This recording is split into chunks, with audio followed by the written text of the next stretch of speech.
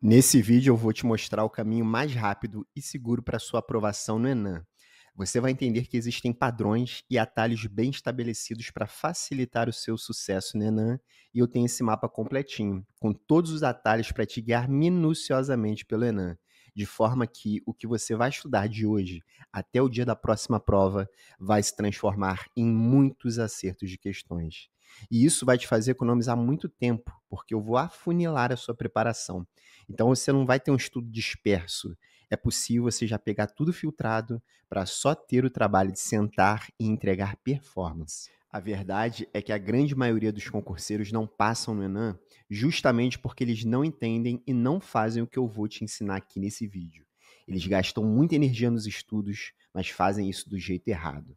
E mais, seguindo o meu método Segredos da Aprovação, eu vou te provar que não é difícil. E não é porque é a minha opinião, mas sim porque os meus alunos que seguem o método e esses padrões que eu mapeei estão sendo aprovados no Enem bem mais rápido e dão esse feedback para mim. E passar mais rápido, nesse contexto, significa muito dinheiro. Tem tribunais como o do Mato Grosso do Sul que, em 2023, pagaram em média R$ 120 mil por mês para cada magistrado. Então, a cada ano de preparação que você economizar, isso significa 1 milhão a mais na tua conta. Lembrando que o Enem atualmente já te coloca na segunda fase de alguns tribunais, a exemplo do TRF2 e do TJ de Amazonas. E aí você já está na cara do gol. Só quem já fez uma segunda fase sabe o quão perto do sonho isso representa. E a vida após a aprovação é muito gostosa. Você vai poder viver ela da forma que sempre sonhou. Isso sem contar que você vai ser juiz, meu amigo, minha amiga. Você vai ter uma profissão que é para poucos. Ela não é para quem quer, é para quem pode. É uma profissão muito relevante. Então, assim, não faz nenhum sentido o Enem ficar travando a sua vida, porque a gente já tem tudo mapeado e vai facilitar ao máximo para você. E aí você me pergunta, tá, Gustavo, mas será que esse método funciona para mim? Eu tenho pouco tempo para estudar. E sim, você que tem uma rotina cansativa, trabalha, tem as tarefas domésticas, tem que cuidar do filho, só tem um pouquinho de tempo para estudar, o que eu vou ensinar foi desenhado exatamente para você. Eu sei que o seu estudo precisa render ao máximo porque você não tem tempo. Então foi tudo pensado para você usar esse pouco tempo disponível da melhor forma possível. Como eu disse, esse é o caminho mais rápido e seguro para a sua aprovação no Enem. Além disso, talvez você seja alguém já concursado, um técnico, analista, e agora queira dar um passo além na sua carreira profissional e passar para a magistratura. E aí você pensa que você já tem as manhas de estudar para concurso, seja porque você já foi aprovado antes, ou porque você tem muita experiência lidando com processos, com análises jurídicas, que estão sim bem relacionadas ao seu objetivo de ser juiz. Mas a verdade é que o Enem cobra uma gama de proficiências que vai muito além daquilo que você vê no dia a dia e muito além daquilo que foi cobrado no concurso que você está hoje. Então, para você, o meu método vai dar uma clareza definitiva em relação aos conhecimentos que faltam a você dominar.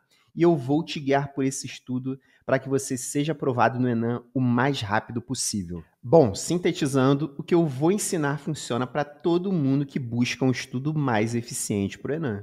Desde o iniciante que está começando a estudar para concurso agora, até os avançados que já estão flertando com o corte, beirando ali os 50 pontos no Enem.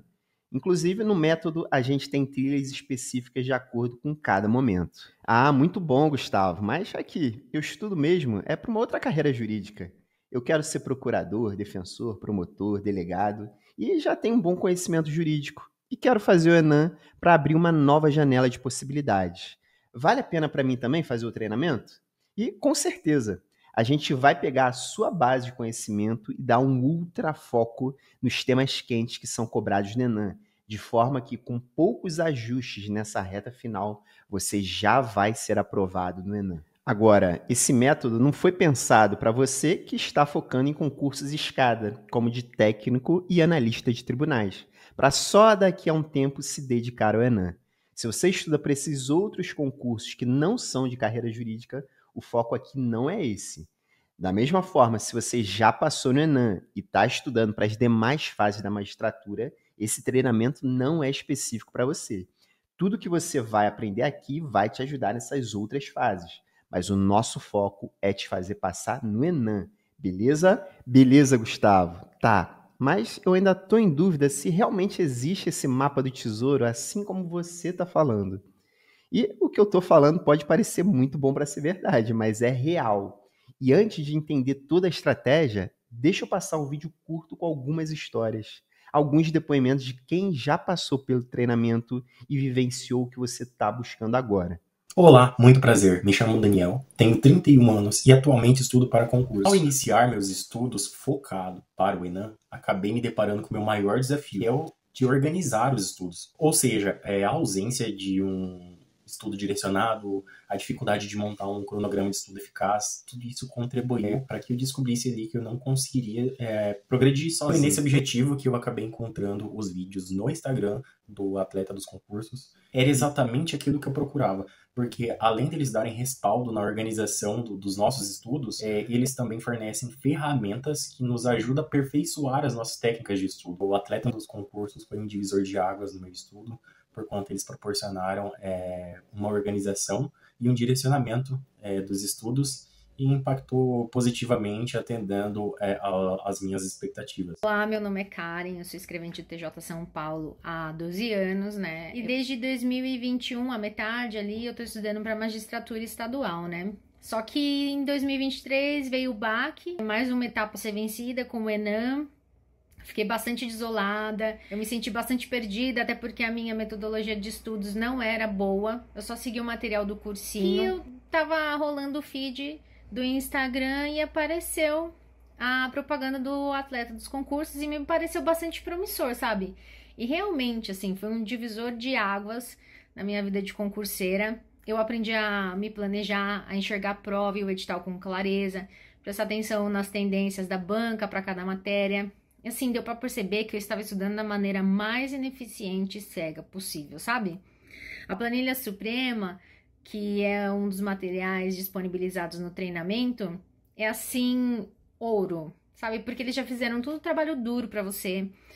Tem já tudo separadinho, quais tópicos você tem que dedicar mais esforços, quais matérias você tem que estudar mais lei seca, mais jurisprudência. Então, assim, eu gostei bastante, espero que para você também funcione, que você também goste. Meu nome é Amanda, eu sou uma jovem advogada. Meu sonho é ser magistrada, eu quero muito ser juíza. Eu estava muito preocupada, porque como eu trabalho e também pego casos autônomos por fora, o meu tempo para estudar ele é muito curto. Então, graças ao treinamento do atleta, eu consegui mapear, né? Eles mandam para você um mapeamento com os assuntos que mais caem nas provas do Enem.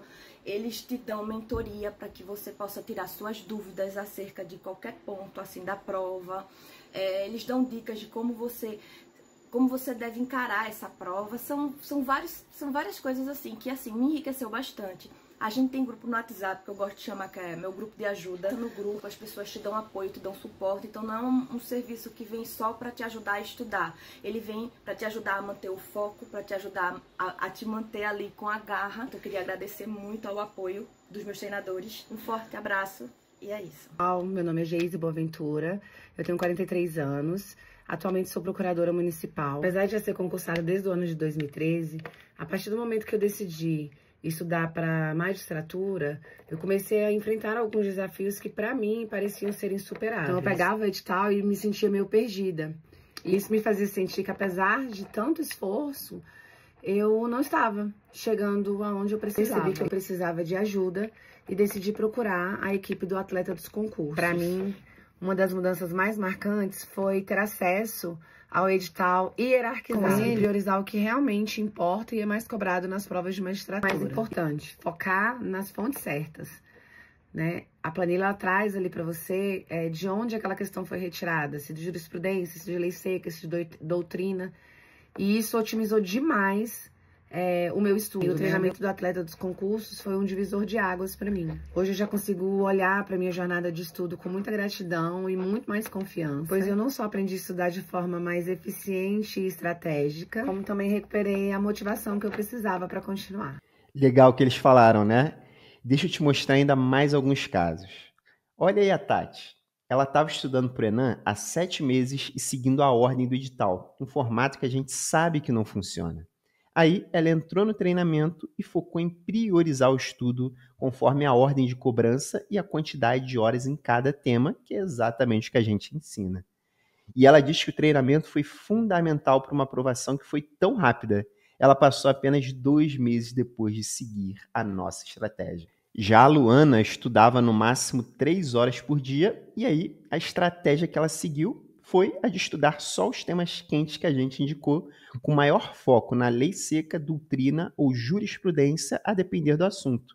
Tudo seguindo a nossa metodologia. Em apenas 4 meses, ela saiu da faixa de 45 pontos no ENAM 1 e alcançou os 58 pontos no ENAM 2. Deixa eu te mostrar agora o Dartan. Ele é escrivão de polícia e entrou no treinamento depois de tirar 42 pontos no ENAM 1. E aí, em 4 meses, seguindo a nossa estratégia, indo nos encontros ao vivo no Zoom e pegando os insights, ele foi e tirou 56 pontos no ENAM 2. Ou seja, 4 meses de estudos bem direcionados e ele acertou 14 questões a mais e passou no ENAM. Olha agora o Carlos. Ele é assessor desembargador e estuda focado só na magistratura do trabalho. E o grande desafio dele era montar um bom planejamento, porque ele tinha 4 horas por dia para estudar e não sabia como aproveitar esse tempo da melhor forma. Aí ele entrou no treinamento, ajustou o planejamento e 4 meses depois ele estava aprovado no ENAM. Ele disse que a nossa planilha foi fundamental e agradeceu pelo trabalho. Por fim, eu quero te mostrar o Victor. E o áudio que ele mandou pra gente foi tão legal que eu vou reproduzir aqui para você. Opa, Gustavo, tudo bem? Tudo em paz por aqui, graças a Deus. Obrigado demais pelas felicitações. E, de fato, vocês foram fundamentais para isso dar certo. Eu tinha feito a anterior até com uma maior expectativa e também um esforço maior, assim, eu tive essa impressão. Estudava até mais horas, mais desgastante o estudo, vamos assim dizer, né? Porque não era tão bem planejado como a planilha de vocês de fato é. E meu agradecimento aqui, Gustavo, e o elogio para você, para o Edson, né, para quem faz parte do curso, não é da boca para fora, não, até porque o que diferenciou o primeiro do segundo foi só o fato de eu ter comprado a planilha de vocês.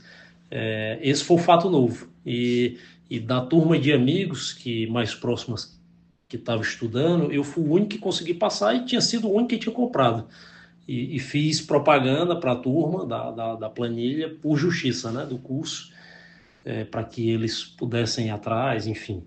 Eu tenho filho pequeno, trabalho, os 2 expedientes e não tenho muito tempo. Eu tenho 3 horas ou no máximo 4 diárias para estudar. Então, eu todo dia olhava, né, pela ordem ali, e aí a planilha de vocês, nesse segundo, enfim, foi fundamental. Viu como existe um caminho em que você tem total clareza sobre a sua preparação? Você pode seguir bons direcionamentos e ser aprovado o mais rápido possível no ENAM. E você ouviu aí o pessoal falando em planilha, hierarquia dos temas, temas quentes, mapeamento do ENAM, divisão das horas de estudo, e talvez você não esteja entendendo nada. Mas acalma o seu coração que eu já vou te mostrar o ouro da nossa estratégia. Antes, deixa eu só te contar um pouco de quem sou eu e como eu criei esse método tão único para te aprovar no ENAM. Bom, o meu primeiro contato com o mundo dos concursos foi aos 9 anos, quando eu estudei muito e passei na prova do Colégio Pedro II, que é uma escola federal tradicional lá no Rio de Janeiro. E na época tinha um concurso de ingresso bem disputado entre as crianças.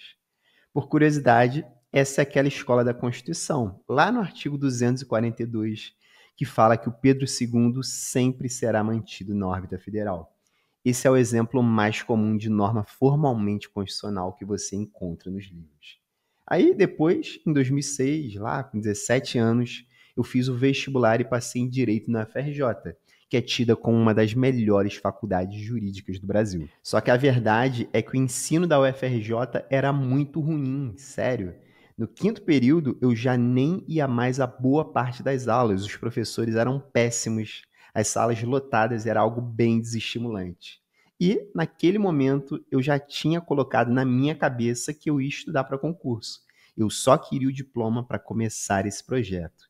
E, cara, eu terminei a faculdade com 23 anos, eu não era nem um esboço de operador do direito. Eu era péssimo, com pouquíssimo conhecimento jurídico, sem base nenhuma. E aí, eu pesquisei as opções de concursos com alguns amigos e tal, alinhei com os meus pais e com muito esforço financeiro deles. Em 2012, eu entrei num cursinho jurídico lá no Rio de Janeiro. E ali foi a minha iniciação. Eu virei oficialmente concurseiro e decidi que eu ia dominar esse bicho de 7 cabeças que é o direito. E mais do que isso, não me pergunte o porquê, mas eu botei na cabeça que eu ia fazer o curso e assim que terminasse eu já ia passar no concurso jurídico. Então a minha expectativa era ser aprovado em até 2 anos. Só que a realidade foi muito diferente do que eu planejei. Eu não sabia aonde eu estava me metendo. O cursinho até me deu uma boa base jurídica, porque eu vinha de uma formação muito fraca. Só que existe um abismo entre ter uma boa base e ser aprovado numa prova de carreira jurídica. E eu entendi isso da pior maneira possível, sendo reprovado mais de 15 vezes em diversos concursos jurídicos. Eu lembro, por exemplo, do concurso de procurador do Banco Central, em que despencaram questões de jurisprudência recentes do STJ e eu não sabia nada daquilo. Eu respondi exatamente o contrário do que o STJ vinha decidindo. Depois, teve também o concurso para delegado federal, e eu queria muito passar naquela prova. Eu comprei até alguns livros específicos de crimes federais e estudei muito. Eu tinha certeza que eu ia passar, eu achava que eu estava preparado. Nessa prova, eu acabei reprovando por uns 3 pontos, e o baque da reprovação foi bem grande. Ali eu parei de estudar por mais de um mês e eu fiquei literalmente de cama. Uma outra prova que me marcou muito foi a de advogado do BNDES, que eu reprovei por uma questão de execução em processo civil. Eu não tinha estudado isso. E esse é um tema fundamental para quem quer ser advogado de banco, quer saber executar os devedores. E eu não tinha esse discernimento na época da importância de estudar os temas mais alinhados com o cargo. Bom, por fim, teve uma reprovação que serviu como um verdadeiro divisor de águas, que foi o concurso da Defensoria do Rio de Janeiro lá em 2015. E eu estava num grupo de estudos e desse grupo saiu uma aprovada. O detalhe é que naquela época eu tinha mais que o dobro do tempo de preparação dela. Eu já estudava há 4 anos. E eu tinha muito mais base de conhecimento jurídico. E isso era nítido pelas conversas que a gente tinha. Então, a aprovação dela e a minha reprovação foi algo muito marcante. Eu fiquei inconformado. Foi uma grande decepção. Mas ali foi muito importante. Eu finalmente entendi que eu tinha um grave erro de estratégia. Até então, eu acreditava que a aprovação vinha com acúmulo de tempo de estudo, com acúmulo de conhecimento jurídico, como se eu estivesse numa fila, a fila dos concursos. E com essa reprovação da Defensoria do Rio de Janeiro, tudo que eu acreditava desmoronou. Afinal, se fosse por base de conhecimento, era impossível ela ter sido aprovada e eu não. A verdade é que base de conhecimento jurídico não garante a aprovação de ninguém. E isso é só uma muleta para maquiar a incompetência de não estar fazendo o que precisa ser feito. Só que é muito difícil mapear as fraquezas quando a gente não tem a menor ideia do que está fazendo de errado. Naquela altura, eu já estudava há 4 anos. E eu tive que me desconstruir e ter a humildade de colocar os aprovados como um modelo a ser estudado. Afinal, eles passaram e eu não. Inclusive essa minha colega que passou na defensoria. E aí, eu comecei a mapear o que eles estavam fazendo que dava certo e eu não estava fazendo. Eu fui em busca dos pontos cegos da minha preparação. E nesse processo, eu entendi que estudar para concurso do jeito certo é mapear as proficiências que vão ser exigidas pelo concurso e pela banca, e isso é plenamente mapeável, e depois montar um plano específico que te permita construir esse conhecimento no mais curto espaço de tempo. Até então eu nunca tinha feito isso. Eu tinha uma ilusão romântica de que o certo era acumular a maior quantidade de leitura possível, e que na hora da prova tudo aquilo ia fazer sentido e se transformar em acertos de questões. Pura bobagem. Dali para frente, eu mapeei os meus erros de estratégia, fiz os ajustes necessários e em poucos meses eu fui aprovado para advogado da União na AGU, totalizando aí 5 anos de uma preparação bem sofrida. Mas o fato é que quando eu entendi as regras do jogo e dancei conforme a música, eu tive uma aprovação muito rápida e impressionante. E como nesses anos eu vi tantos concurseiros de jurídicas ficando pelo caminho, fazendo sacrifícios pessoais para estudar, tendo muito esforço e sem conseguir nenhum resultado, eu percebi que eu podia contribuir e ajudar essas pessoas. Afinal, eu caí em todas as armadilhas da preparação e obtive a sabedoria para dar a volta por cima. E para isso, para ajudar os concurseiros, eu tinha que organizar esse conhecimento num método, num passo a passo que qualquer pessoa pudesse replicar. Com esse objetivo, eu chamei o Edson, que é engenheiro de produção, para me ajudar a estruturar o método e otimizar todas as etapas da preparação. E a gente criou uma primeira versão lá em 2021. E conforme o tempo foi passando, a gente foi lapidando o método com o feedback e a experiência de estudo dos nossos mais de 1.000 alunos. E durante esse tempo, eles alcançaram aprovações nas mais diversas áreas, jurídicas, fiscal, policial, tribunais e por aí vai. E foi exatamente esse método a base de criação do nosso treinamento para o Enem, que reúne o suprassumo das nossas estratégias, com análises e direcionamentos específicos para facilitar muito o seu sucesso nesse concurso, e que levou pessoas comuns, com pouco tempo disponível para estudar, a exemplo do Dartan, a Tatiane, a Luana, o Victor, o Carlos e outros, a terem uma aprovação tão rápida no Enem. E é sobre isso que eu quero conversar com você agora. Eu vou te mostrar o caminho mais rápido e seguro para a sua aprovação no Enem. A partir de agora, eu vou destrinchar a nossa planilha suprema e tudo que ela revela para a gente. São inúmeros padrões do Enem bem consolidados para a gente explorar. E o que é a planilha suprema? Ela é a ferramenta em que disponibilizamos a análise completa de todas as provas do Enem, que até esse momento são Enem 1, 2 e Manaus. E já fica a observação de que a cada nova prova do Enem, a planilha é sempre atualizada. Agora, vamos começar o conteúdo e eu vou para o escritório para a gente ter uma aula bem focada. Bom, de forma introdutória, a cobrança de uma prova de concurso se dá em 2 camadas. A primeira é a camada das disciplinas e a segunda é a camada dos temas de cada disciplina. Vamos começar falando sobre a camada das disciplinas na prova do Enem. E olha como fica evidente que existe uma hierarquia de importância entre as disciplinas. A disciplina mais importante é Direito Constitucional, que sozinha representa 20% da cobrança da prova, ou seja, são 16 questões em 80. Já Civil, Processo Civil e Penal são 15% cada uma, e assim por diante, até Direito Empresarial com 7,5%.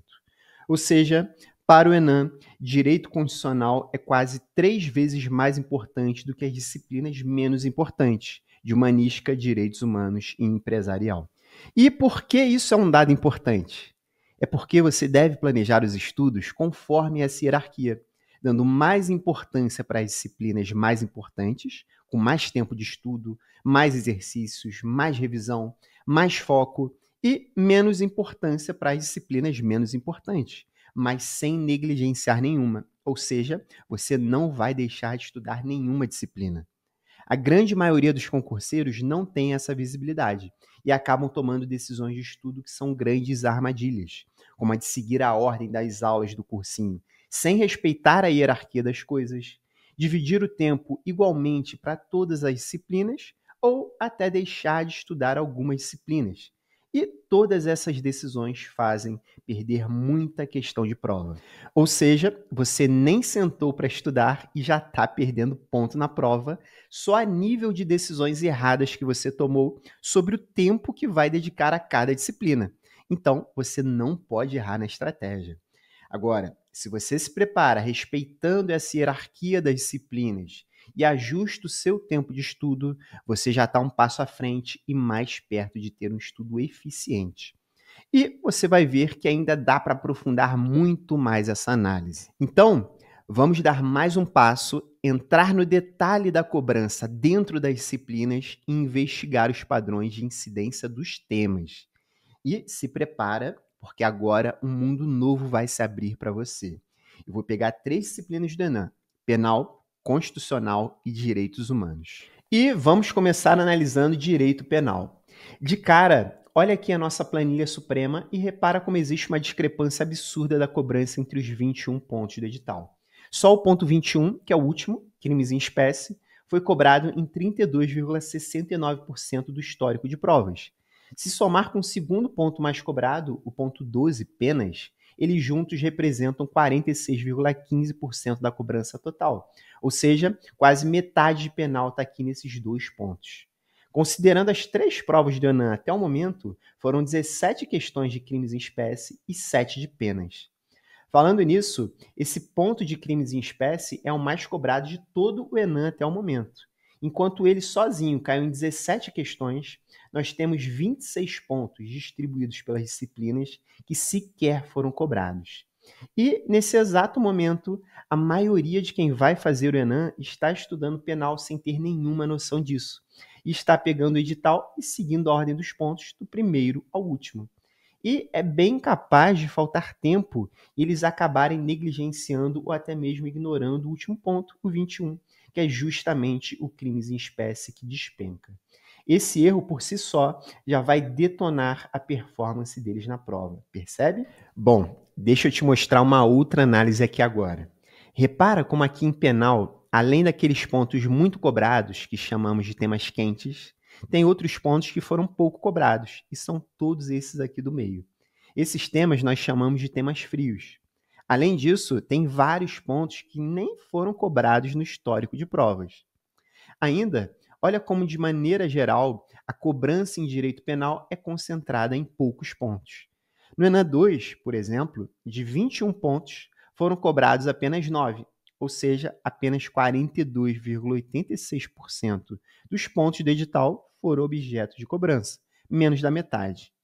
Então, para ganhar eficiência na sua preparação, você tem que respeitar essa hierarquia de importância dos temas, estudando mais os temas mais importantes, os temas quentes, e menos os temas frios e nunca cobrados, mas sem negligenciar nada. Então, você vai focar mais energia na parte de cima da tabela e menos na parte de baixo. Esse ajuste na sua estratégia vai te fazer ganhar muitas questões de prova. Isso vai mudar completamente a sua performance já no próximo ENAM. Mas eu quero aprofundar ainda mais a análise contigo. Vamos olhar agora uma outra ferramenta nossa, a de análise das fontes de cobrança. Observa como foi a distribuição da cobrança de direito penal entre os 4 eixos no ENAM 2. 66,67% das questões cobraram conhecimento de doutrina, 16,7% cobraram jurisprudência, 75% lei seca e nenhuma cobrou Constituição Federal. E observação, essa soma dá mais de 100%, porque uma questão pode envolver mais de um eixo de cobrança para ser resolvida. Perfeito. E o que a gente tira disso? Que a gente consegue buscar inúmeros padrões também nos eixos de cobrança.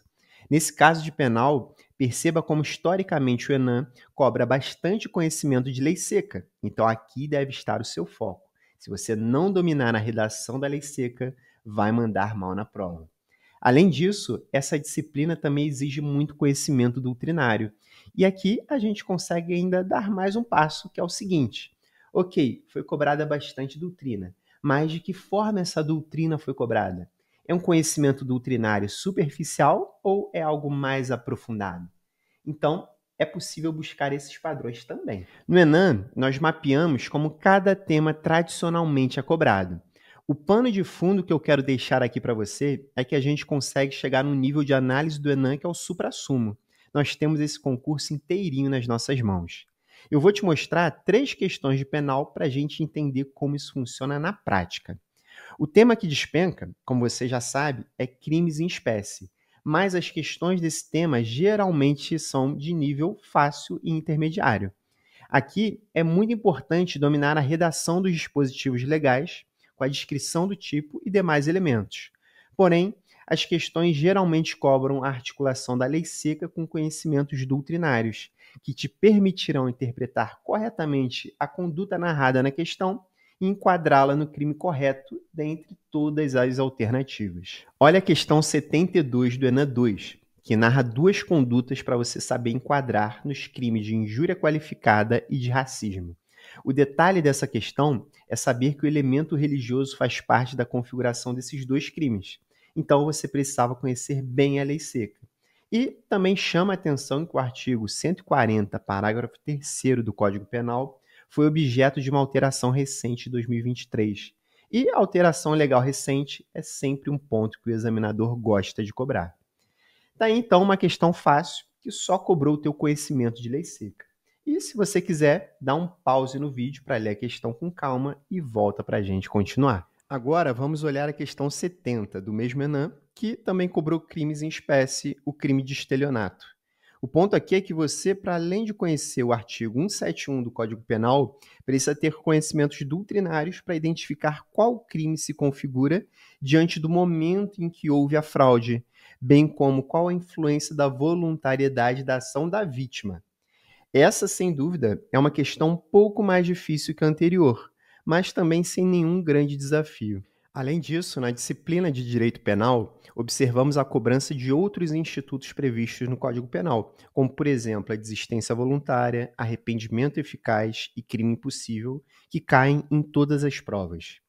Olha agora a questão 75 do Enem 2 e repara como a cobrança da lei seca dá o tom aqui, e você precisa conhecer bem os detalhes da redação dos artigos 15 e 17 do Código Penal para não confundir e errar.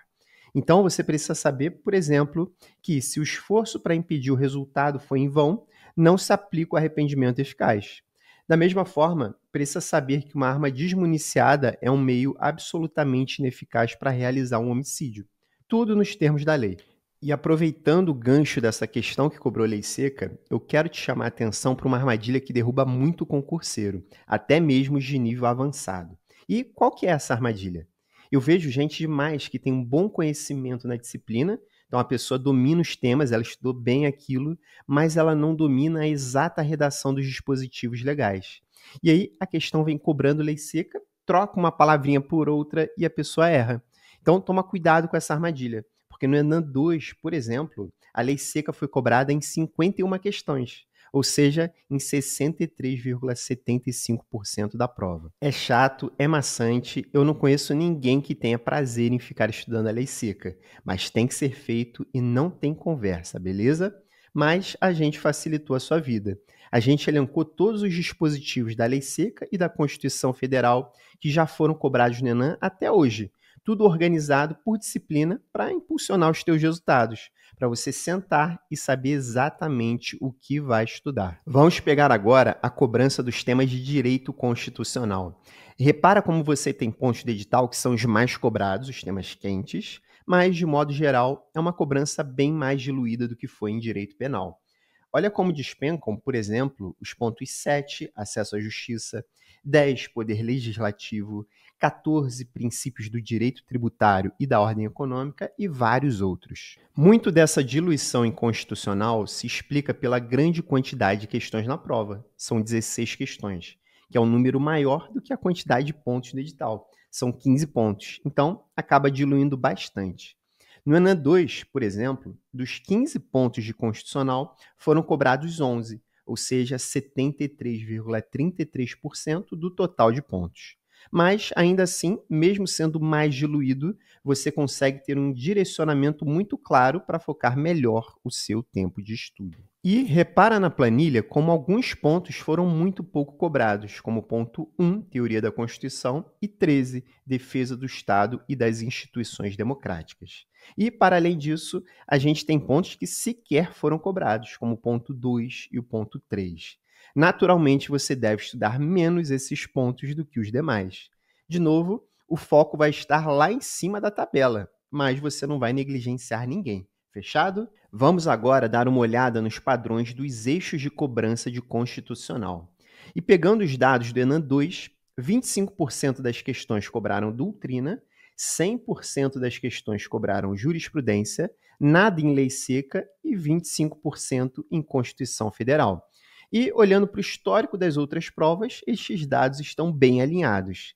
Então, olha como já é diferente do que vimos lá em Direito Penal. Se lá o foco era lei seca e doutrina, aqui em Constitucional o foco é jurisprudência. E, da mesma forma, a gente consegue cavar mais um pouco e buscar como se deu essa cobrança de jurisprudência. Foram julgados recentes? Uma jurisprudência mais consolidada? Caiu repercussão geral? Vamos olhar 3 questões de constitucional do Enem 2 para te mostrar como foi essa cobrança de jurisprudência. E, novamente, se você quiser, dá um pause no vídeo para ler cada questão com calma. Primeiro, a questão 2, que é uma questão de jurisprudência fácil a ser respondida a partir da redação da súmula vinculante 23 do STF. Então, você precisava saber que compete à Justiça do Trabalho julgar ação possessória decorrente do direito de greve em caso de trabalhadores da iniciativa privada. O detalhe é que essa questão só é fácil para quem conhece a súmula. E aí você lê a questão e resolve sorrindo. Do contrário, ela te tomaria bastante tempo raciocinando ali nos detalhes e você teria que acabar chutando e provavelmente erraria a questão. Agora vamos ver a questão 5, que exigiu conhecimento do tema 995 de repercussão geral do STF, com tese fixada em 2023, ou seja, um ano antes da prova. Essa questão, sinceramente, é bem simples, bem fácil. Esse é um tema bem manjado. Aqui você precisava conhecer o posicionamento da STF sobre o conflito entre liberdade de imprensa e proteção constitucional dos direitos da pessoa e as nuances de responsabilização. Está tudo bem explicado no tema 995. E, de novo, se você conhecesse esse julgado, era uma questão para responder sorrindo. Por fim, eu quero te mostrar a questão 10 e aqui sim o bicho pegou. Vamos lá. A questão era sobre o tema medida provisória e cada assertiva exigiu conhecimento de um precedente diferente do STF. A alternativa A, uma ADI de 2007, a B, uma ADI de 2020, a C, uma ADI de 2023, a D, uma ADI de 2022 e a E, um recurso extraordinário de 2024. O detalhe é que a banca pegou conclusões do julgado que não são óbvias e ainda fez pegadinhas. Por exemplo, a alternativa D afirma que, abre aspas, a conversão de medida provisória em lei, com absorção de conteúdo, não torna prejudicado o debate sobre o atendimento dos pressupostos de sua admissibilidade. Fecha aspas. Só que a conclusão da ADI 4980 do STF é exatamente o contrário disso. É uma bela casca de banana. Então, essa foi uma questão bem difícil. Mas repara que esse nível de exigência é a exceção e não a regra da prova. Você não precisava acertar uma questão desse nível para passar no Enem. Você pode errar 24 questões. Então, eu nem perderia tempo de prova aqui, sinceramente. Bom, aproveitando o gancho, eu quero abrir um parêntese para te dizer uma outra armadilha muito comum na preparação para o Enem. E, particularmente, foi ela responsável por boa parte das minhas reprovações em provas de carreiras jurídicas, que é negligenciar o estudo de jurisprudência, ou seja, não dar a devida importância, não produzir um domínio verdadeiro dos precedentes, conhecendo realmente os seus fundamentos. Cada vez mais, um operador do direito é um operador de precedentes, e esse eixo de cobrança despenca. Então, uma boa preparação para o Enem envolve, por exemplo, o domínio estratégico dos últimos 3 anos de informativos do STF e do STJ. E a cada ano, eles soltam em média 40 informativos. Isso significa que você deve estudar, ao longo da preparação, os precedentes mais importantes de 120 informativos do STJ e 120 informativos do STF, referentes aos últimos 3 anos. Além disso, você também deve produzir domínio sobre temas de repercussão geral e súmulas vinculantes do STF, que despencam na prova, súmulas do STF e do STJ, repetitivos e jurisprudências em teses, enfim, tudo isso é bem explorado. No Enem 2, por exemplo, a jurisprudência caiu em 33 questões, ou seja, em 41,25% das questões dessa prova. E isso que eu trouxe parece muita coisa para você estudar, realmente é. Mas calma, que tem um jeito de otimizar esse estudo. E eu facilitei ao máximo para você e mapeei todos os elementos de jurisprudência que já foram cobrados no Enem. E mais, eu elenquei para cada disciplina a sequência do que priorizar nesse estudo. Então tem lá uma disciplina que a prioridade vai ser repercussão geral, súmulas vinculantes, informativos do STF. Para outra disciplina, a sua prioridade vai ser estudar súmulas, informativos do STJ, enfim, tudo de acordo com os padrões consolidados do Enem. E aí você vai ganhar muita questão com esse trabalho que eu fiz, porque naquele oceano de julgados, você vai pensar exatamente o que é mais importante para cada disciplina e que vai estar na sua prova. Bom, fechando parênteses, já vimos o comportamento de 2 disciplinas bem exploradas no Enem. E talvez você pense agora se existem também esses padrões nas disciplinas menos exploradas, aquelas com menos questões. Então, vamos olhar agora direitos humanos, que tem aí apenas 6 questões na prova. Novamente, olhando a planilha suprema, fica evidente que existe uma hierarquia. O ponto 3, Sistema Regional Interamericano de Proteção dos Direitos Humanos, despenca e foi cobrado em quase 30% do histórico e seguido aí do ponto 1, Teoria Geral dos Direitos Humanos, com mais de 20% de cobrança. Ou seja, 2 pontos dentre um total de 9 pontos do edital concentram 50% da cobrança de direitos humanos. Dá para você ter um estudo bem mais assertivo. Avançando agora nos eixos de cobrança, pegando o ENAM 2 como exemplo, 66,7% das questões cobraram doutrina, 33,3% cobraram jurisprudência, 16,7% cobraram lei seca e 16,7% cobraram Constituição Federal. E, novamente, podemos dar um passo além e destrinchar essa cobrança. E, especificamente no ENAM, direitos humanos têm alguns desafios que não observamos nas demais disciplinas. Como padrão, ela é mais explorada sob o ponto de vista doutrinário, tanto na parte da teoria geral dos direitos humanos, quanto em alguns assuntos bem específicos.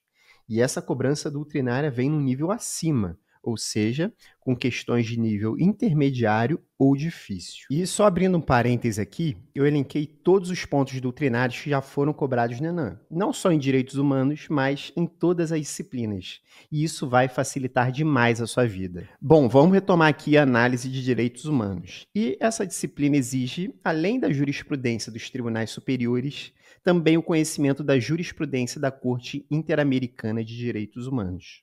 Por vezes, a decisão é retirada de um caso brasileiro, mas já tivemos a cobrança de questões sobre julgados relacionados a outros países, como o caso Valência Campos e outros versus Bolívia, um julgado de 2022. E, para nós, padrão observado é padrão estudado. Se essa disciplina apresenta desafios, a gente vai para cima, não tem jeito. Então agora vamos olhar 3 questões do ENAM 2. Primeiro, a questão 36, que aborda o assunto Direitos dos Povos Originários e Indígenas. Aqui, a banca te exigiu um conhecimento doutrinário sobre a visão integracionista da Convenção 107 da OIT e do Estatuto do Índio sobre Populações Indígenas. Cobrava também a amplitude dos direitos previstos na Convenção 169 da OIT sobre os povos indígenas. Cobrava o reconhecimento dessa mesma convenção sobre o critério da autoidentificação e também alguns aspectos da lei seca, como o artigo 7º, inciso 1º, da Convenção 169 da OIT. Essa é uma questão bem embaçada. Se quiser, pausa o vídeo e dá uma olhadinha nela. Na sequência, veio a questão 37, uma questão de teoria sobre os direitos humanos na Constituição Federal, retratando aí os princípios da soberania popular, do relativismo cultural, da dignidade humana, da soberania do Estado e outros. E aí você tinha que marcar quais deles foram realmente consagrados na Constituição. O detalhe é que você tinha que conhecer terminologias como regime de fundamentalidade, cláusula constitucional de abertura dos direitos humanos, bloco de constitucionalidade, enfim, essa questão não era fácil. Por fim, vamos dar uma olhada na questão 38, e essa sim uma questão bem fácil, que cobrava ali o conhecimento de uma breve descrição dos fatos relacionados ao caso brasileiro Honorato e outros versus Brasil, que foi julgado pela Corte Interamericana no final de 2023. Logicamente, essa questão só era fácil para quem tinha ali um domínio do básico relacionado aos casos brasileiros julgados pela Corte. O detalhe é que são poucos casos oriundos do Brasil, então você não precisa de muito estudo para acertar essas questões. Então, está aí uma questão que tinha um nível mais fácil dentro da disciplina de Direitos Humanos. Bom, finalizando essa parte da aula e feitas todas essas análises, a gente viu que existe uma hierarquia entre as disciplinas. Existe uma hierarquia entre os pontos de cada disciplina. A gente observou que tem pontos mais cobrados na jurisprudência, outros na lei seca. Algumas disciplinas exigem um conhecimento mais aprofundado, em outras a cobrança é mais objetiva, enfim. A gente passou por diversos padrões do ENAM. E por que observar esses padrões é importante na sua preparação para a próxima prova? É porque os padrões observados nas provas anteriores de um concurso não são algo aleatório. Eles vão se reproduzir nas provas seguintes com um alto grau de repetição. Isso ficou claro diante de todas as análises que eu te apresentei. E isso acontece porque eles estão alinhados com o perfil de competências e habilidades exigidas para o exercício do cargo.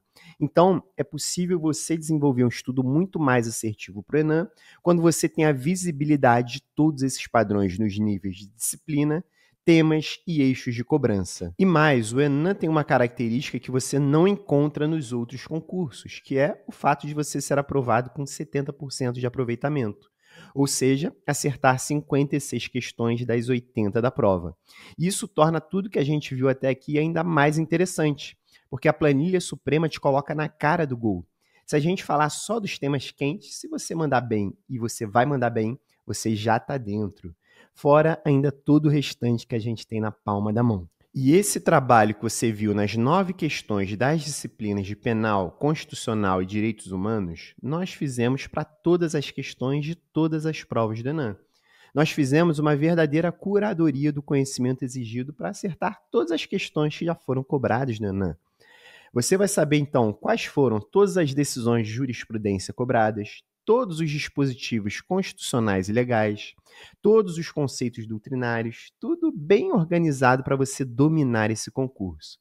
Essa é a magia do edital hierarquizado que você vai receber prontinho no nosso treinamento. E mais, esse mapeamento foi feito pessoalmente por mim, ou seja, um advogado da União que fez todas essas análises. Nada aqui é terceirizado.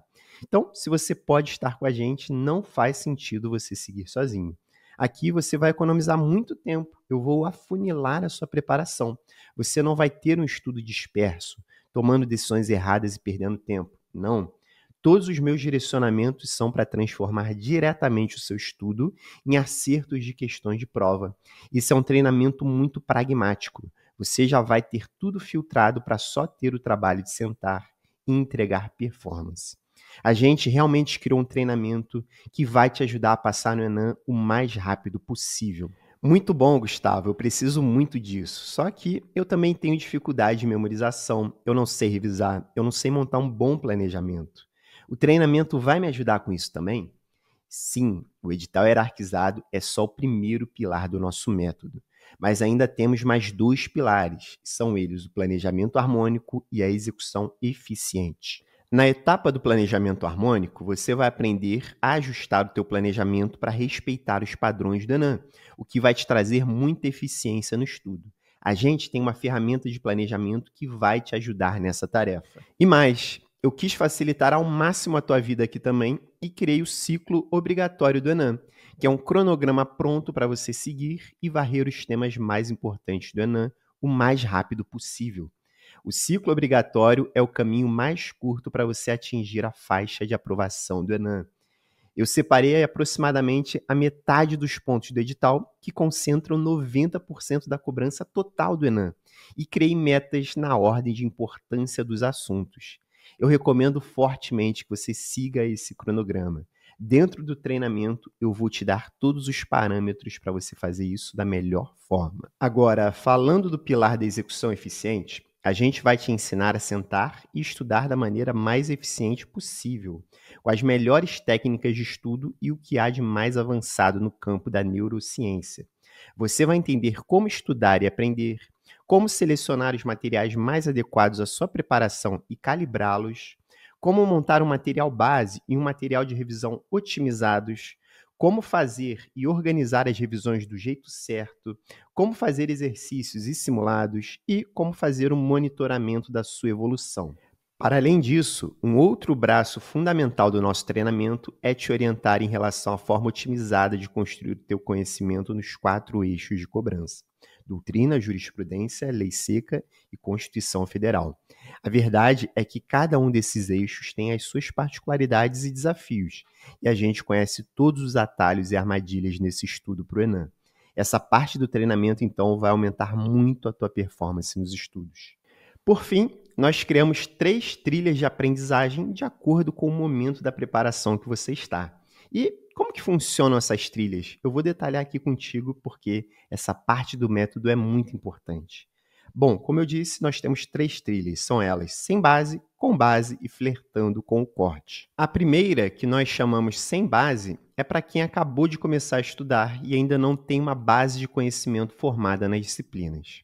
A segunda, com base, é para quem já tem uma base de conhecimento nas disciplinas, mas ainda está no nível intermediário, ainda não está tão perto de passar.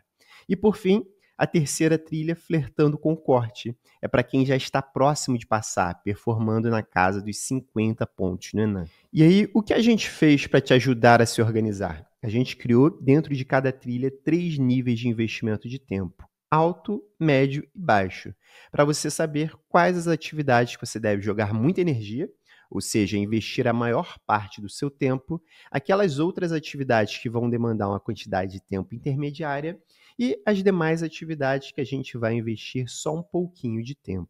Tudo bem organizado com o que você precisa fazer e como fazer. Isso vai trazer muita clareza na sua preparação. Vamos pegar um exemplo de uma atividade para você entender como funciona. Vamos pegar aqui a jurisprudência. Como a gente constrói esse conhecimento seguindo a ideia das nossas trilhas? Bom, se você vai seguir a primeira trilha, porque ainda não tem uma base de conhecimento formada, o seu foco está em construir essa base. Isso vai te tomar a maior parte do tempo. Porém, você não vai ignorar o estudo da jurisprudência de forma alguma. Nessa trilha, você vai jogar uma quantidade de tempo mediana, o suficiente para se manter atualizado nos informativos de jurisprudência do STJ e STF, que forem sendo publicados ao longo da sua preparação. E, como eu já disse, isso dá uma média de 40 informativos por ano para cada tribunal. Pode parecer muito, mas são menos de 2 por semana. E existe uma forma otimizada de fazer esse estudo que a gente ensina no treinamento. Eu vou te dizer exatamente o que priorizar. Você não vai ter que dar a mesma importância para tudo. Por outro lado, se você é alguém que já tem base de conhecimento e, portanto, está nas trilhas mais avançadas, o domínio sobre a jurisprudência já passa a ser um objetivo mais prioritário, o que abrange, além de se manter atualizado nos novos informativos, o domínio sobre os precedentes mais importantes dos últimos 3 anos, além das mais importantes súmulas vinculantes, súmulas, repercussões gerais, repetitivos e jurisprudências em teses. Isso tudo despenca no Enem. E, de novo, eu vou te dizer exatamente o que priorizar em cada disciplina para você arrebentar nesse quesito. Então, perceba como tem uma ordem natural na construção do seu conhecimento. Se no início eu não vou exigir de você o conhecimento de 3 anos de jurisprudência, porque você ainda não tem nem condições de ter esse conhecimento, quando você já está mais avançado, esse conhecimento passa a ser obrigatório. E aí talvez você já se considere um concurseiro avançado. Às vezes você já está estudando há vários anos, mas ainda não teve os resultados. Será então que você cumpriu, por exemplo, esse objetivo da jurisprudência, conforme a gente orienta nas nossas trilhas? Então, é por meio dessas trilhas que tudo vai ficar claro. O que você fez do jeito certo, o que você fez do jeito errado e o que você deveria ter feito e ainda não fez. É importante dizer também que, quando nós desenvolvemos o nosso método e essas trilhas, nós fizemos de forma que você construa uma preparação muito sólida e que te permite a aprovação no Enem por mérito realmente, pela aquisição das competências necessárias para ser aprovado. Dessa forma, você chega muito forte e preparado também para ser aprovado logo em sequência, inclusive nas segundas fases e na prova oral da carreira de magistrado ou para qualquer outra carreira jurídica do Brasil. Então, sintetizando, o que você vai ter acesso ao entrar no nosso treinamento para o Enem? Bom, você vai receber a planilha suprema do Enem, com o edital hierarquizado conforme nós explicamos, com todos os padrões do Enem. Também terá acesso a aulas online gravadas que explicam o edital hierarquizado em todos os seus detalhes e mais as aulas do nosso método de estudos, com a parte do planejamento harmônico, o ciclo obrigatório, execução eficiente, o estudo dos 4 eixos de cobrança e as trilhas de aprendizagem para guiar a sua preparação conforme o seu momento. Ainda nós temos uma comunidade no WhatsApp. E um dos grandes diferenciais do treinamento é você fazer parte de um grupo seleto de concurseiros que compartilham desse objetivo de passar no Enem. Cada um com a sua bagagem, as suas referências, experiências, seus materiais. Muitos deles já são concursados, então já passaram aí pelo nosso treinamento analistas do Bacen, do TJ, do TRT, do MP, agente escrivão da PF, procuradores de município, major da PM, agente escrivão da Polícia Civil, juiz leigo, também tem um pessoal da iniciativa privada, como advogado do BMA, pessoal recém-saído da universidade, enfim. A comunidade é uma excelente ferramenta para você aproveitar esse conhecimento coletivo e otimizar a sua preparação. Por exemplo, você pode consultar aí o grupo antes de tomar uma decisão importante, seja se inscrever num cursinho, seja trocar um material por outro mais direcionado para o Enem. Enfim, é infinitamente melhor você estar bem acompanhado nesse projeto do que vagando sozinho, sem companheiros e companheiras para te ajudar. A força da comunidade é imbatível.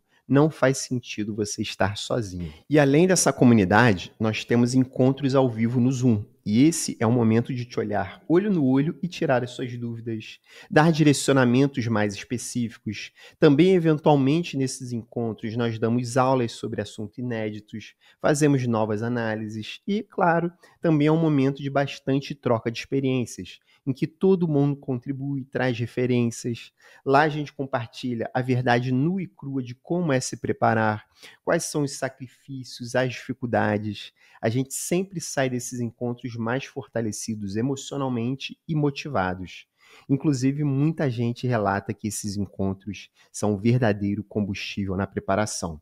Então, tá aí uma excelente oportunidade para a gente trocar essa energia ao vivo e seguir firme na preparação. Bom, entrando no treinamento, você vai ter acesso a tudo isso por 6 meses. E nesse período você vai receber o que nós temos de mais atualizado, o que inclui as atualizações da planilha suprema do Enem com as novas provas, análises específicas das questões do Enem, curadoria dos 4 eixos de cobrança do Enem, ou seja, a Lei Seca, a Constituição Federal, a doutrina e a jurisprudência, e todas as novas ferramentas que a gente vier a criar para te ajudar a ser aprovado. Bom, o treinamento é muito rico, muito detalhado, mas pode ser que você ainda tenha alguma dúvida. E nós temos uma garantia de 7 dias. Então você pode entrar, acessar, começar a assistir às aulas, participar da comunidade e daí você decide. Se você não quiser mais, puxa, eu não gostei, em até 7 dias, é importante, esse é o limite, você pode ir lá, pedir o cancelamento e o teu valor investido é integralmente devolvido. Mas eu sinceramente acredito que isso não vai acontecer. Todo mundo que entra sai transformado. Então, se você quer acessar agora o caminho mais rápido e seguro e otimizar a sua aprovação no Enem e depois chegar com tudo para ser aprovado como magistrado e magistrada, clique agora no botão aqui embaixo. Dê esse passo e comece hoje mesmo a conquistar o seu sonho. Eu te espero lá.